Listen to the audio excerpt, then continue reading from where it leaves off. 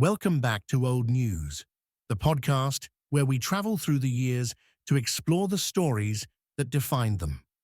Today, we revisit 2020, a year that needs no introduction for those who lived through it. We begin with the defining event of the year, and possibly the decade.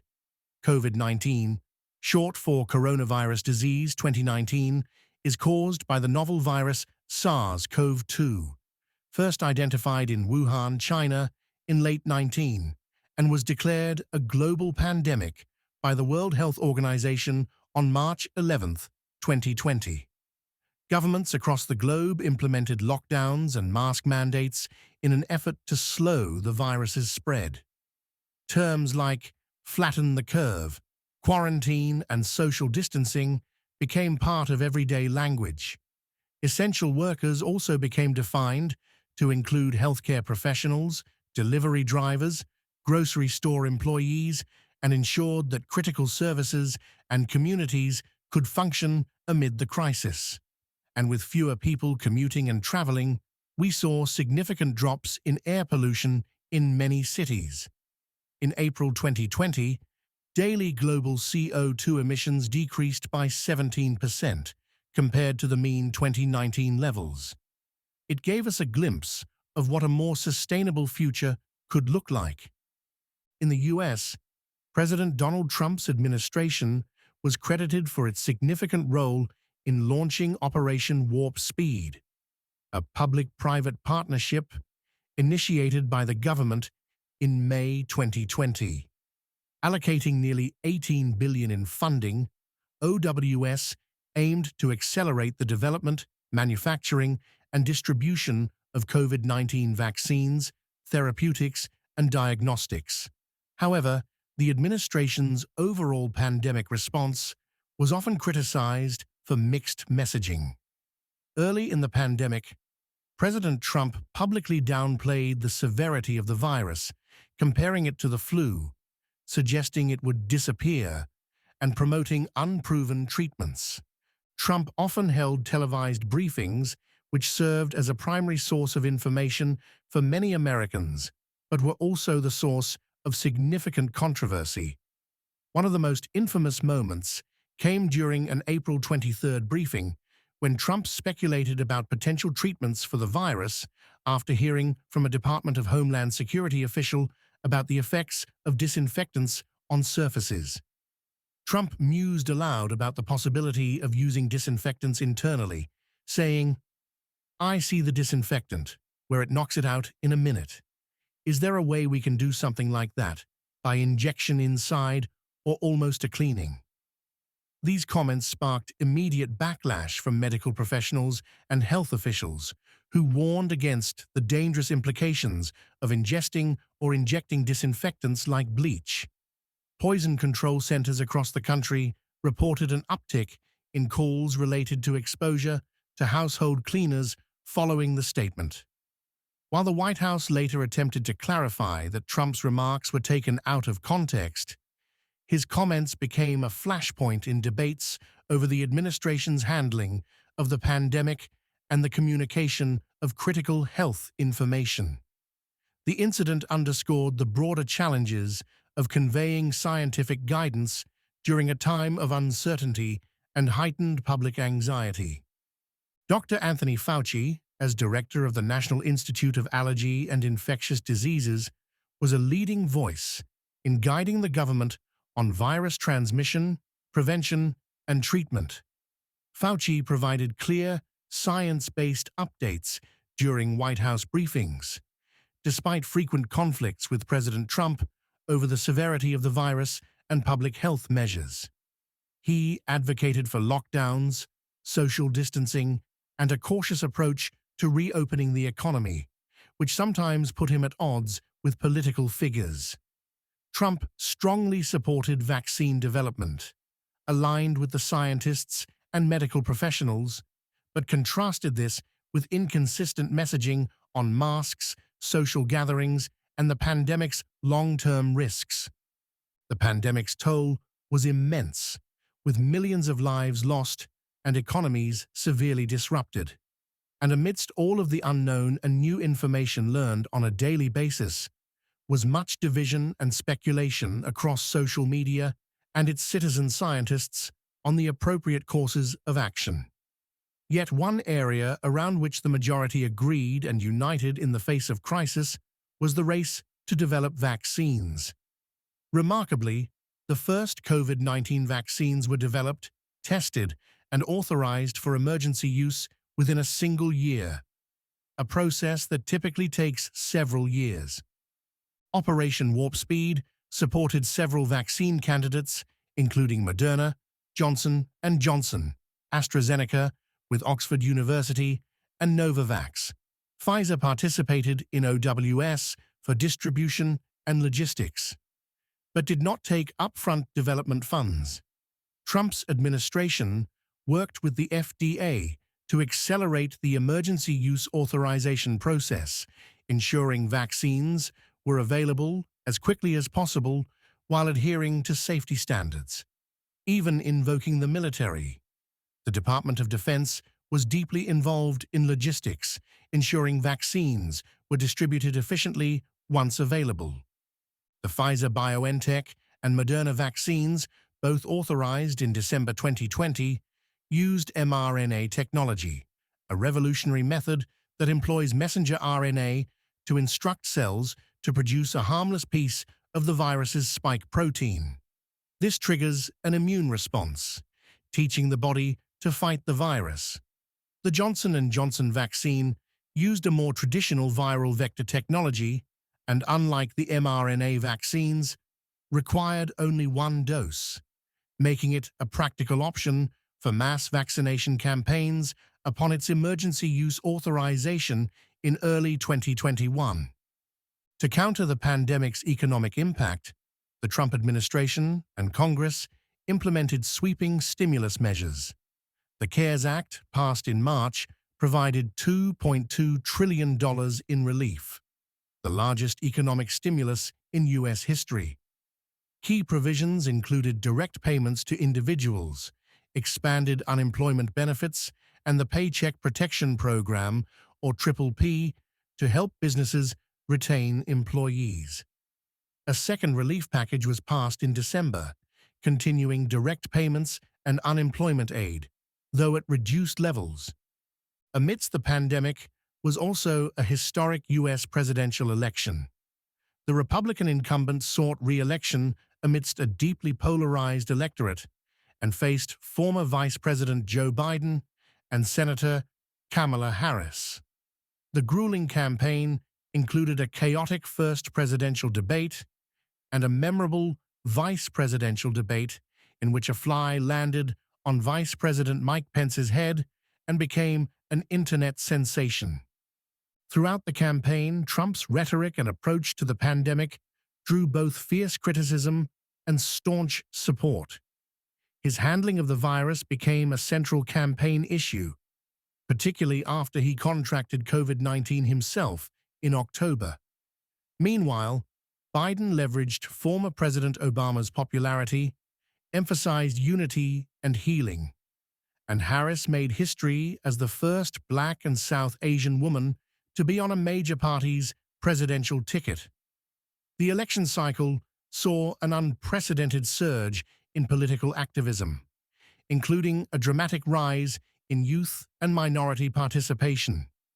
Adding to the wild campaigns were several controversial news stories that broke in the months approaching the election, including a New York Times report in September that revealed details about Trump's tax records, specifically that he paid only $750 in federal income taxes in 2016 and 2017, sparking criticism over his financial practices.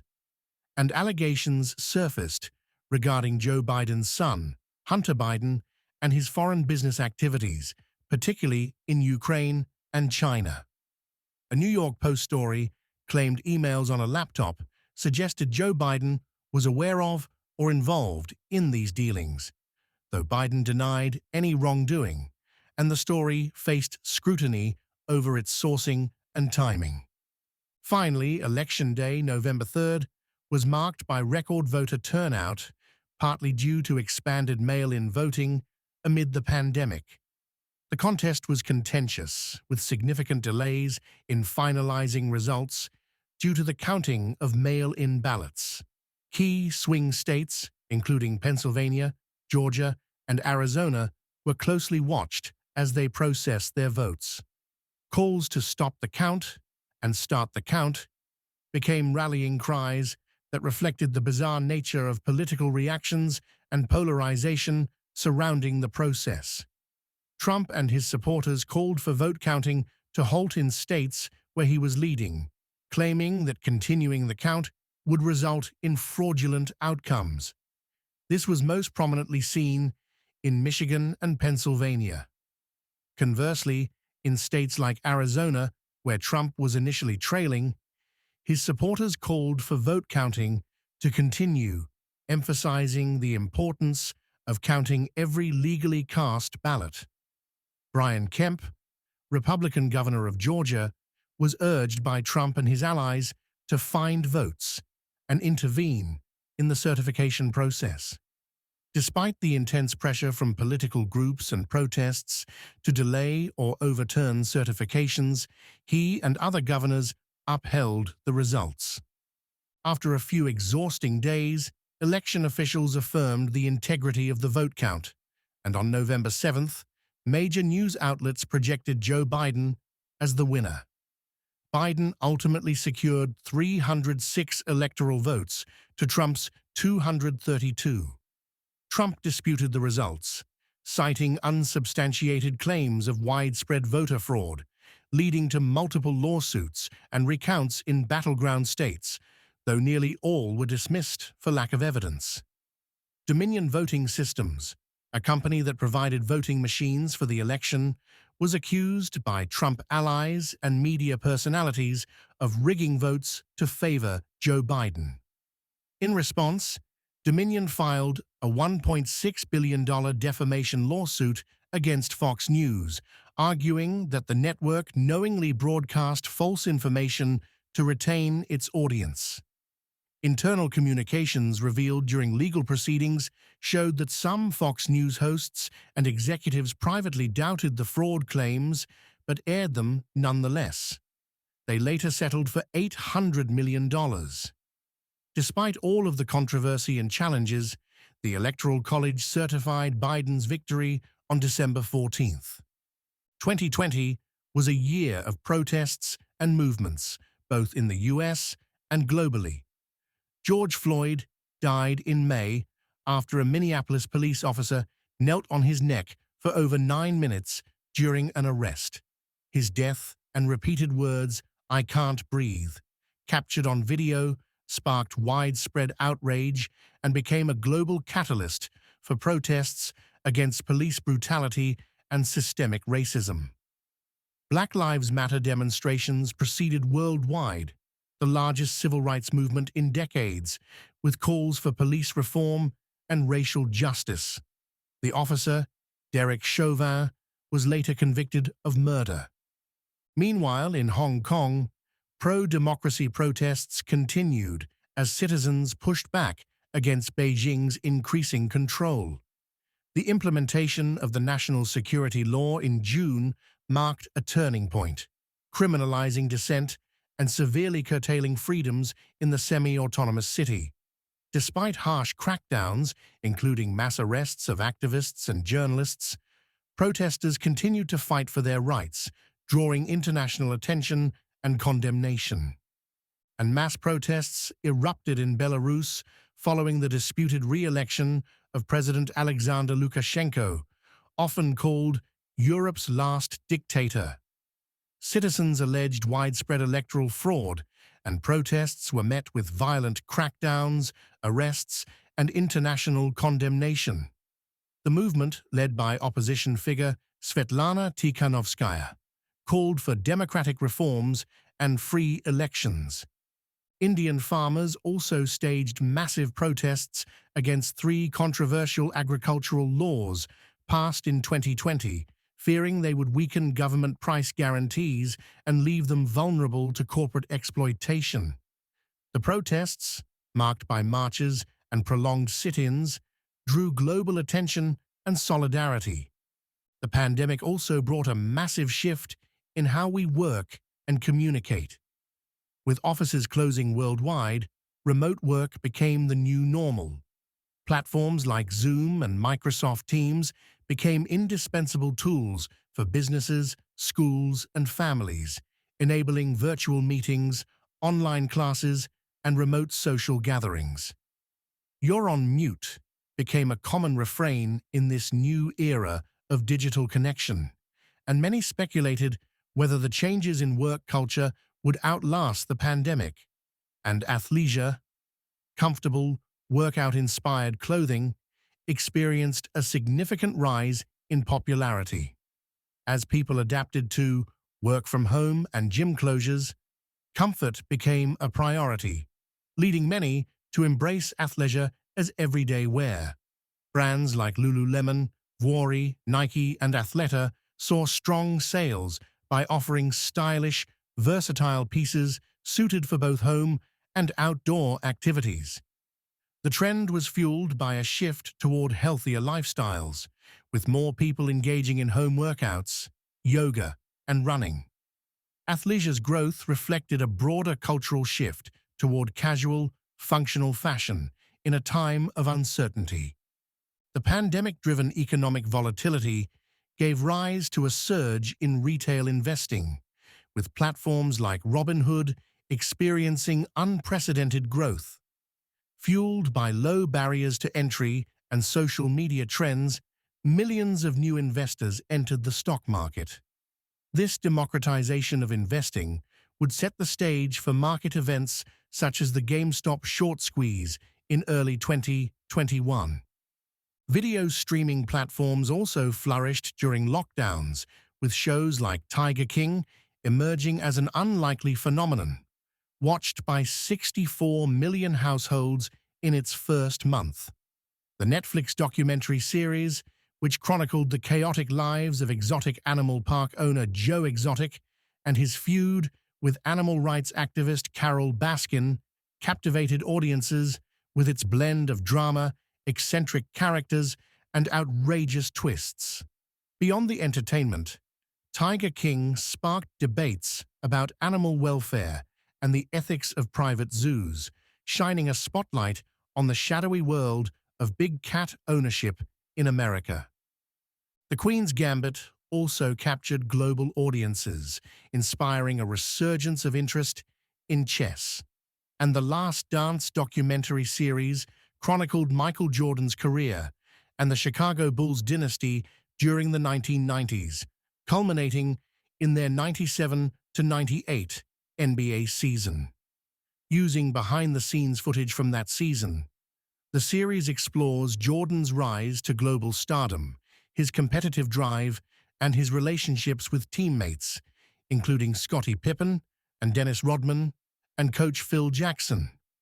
Interestingly, given the election year, Jordan also addressed his famous quote from 1990, "Republicans buy sneakers too," illustrating the balancing act faced by public figures when addressing political topics, some who use their celebrity to take a stand and others who don't. In music, artists adapted by hosting virtual concerts and surprise album drops, with Taylor Swift releasing Folklore and Evermore to critical acclaim. Post Malone, The Weeknd, Dua Lipa, and Billie Eilish also dominated the charts. Finally, in space exploration, NASA launched the Perseverance rover, destined for Mars. Perseverance, equipped with advanced scientific instruments, aimed to search for signs of ancient life and gather samples for potential return to Earth. Its successful landing in February 2021 would become a major milestone in the exploration of the Red Planet. And separately, SpaceX, founded by Elon Musk in 2002, launched the first commercial crewed flight to the International Space Station. Crew Dragon Demo 2 followed its first uncrewed flight, Demo 1, a year before, and reusable rocket tests before that. 2020 was a year of resilience. From frontline healthcare workers to neighbors supporting one another, stories of kindness and perseverance emerged amidst the chaos, reminding us of our shared humanity. This has been Old News, a year in review. In the words of Winston Churchill, those that fail to learn from history are doomed to repeat it. Thank you for listening, and as always, stay curious.